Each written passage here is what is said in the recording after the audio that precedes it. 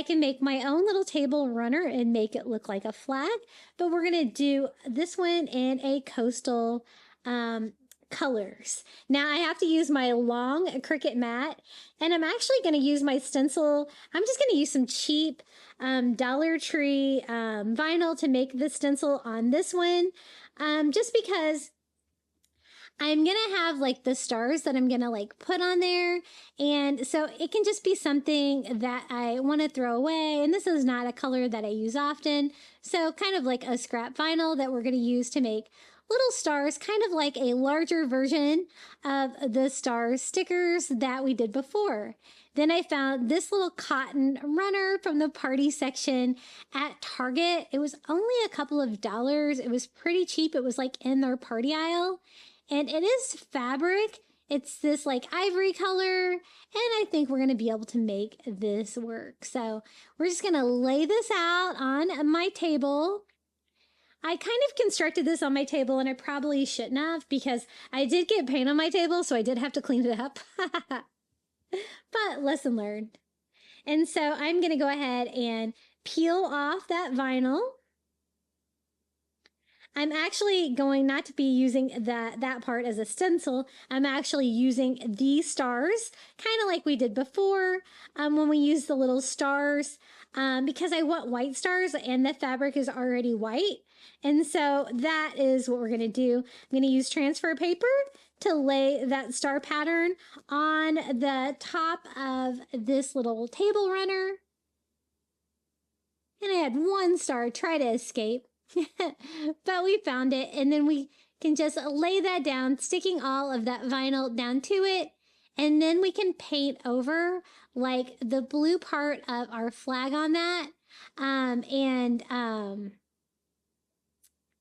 give us that blue and white star pattern. Now, Dollar Tree vinyl, again, super challenging. I probably shouldn't have used it for this project, but I kind of wanted something that was scrap vinyl that I wouldn't mind just throwing away. So I just removed all of my transfer paper.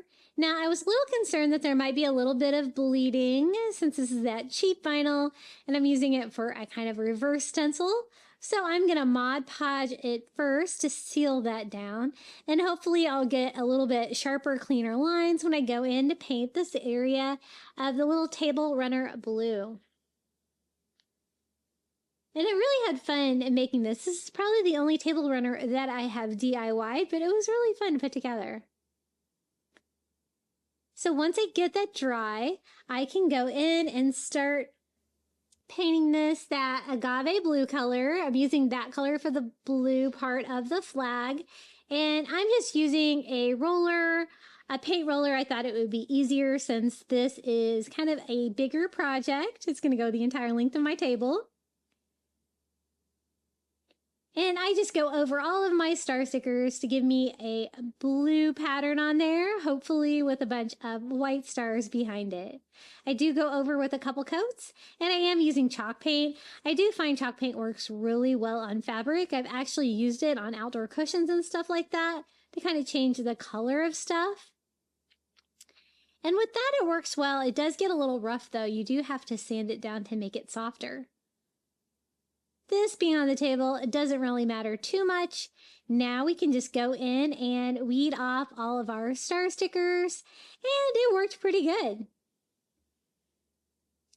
There was a tiny bout of bleeding, but nothing I can't touch up pretty easily.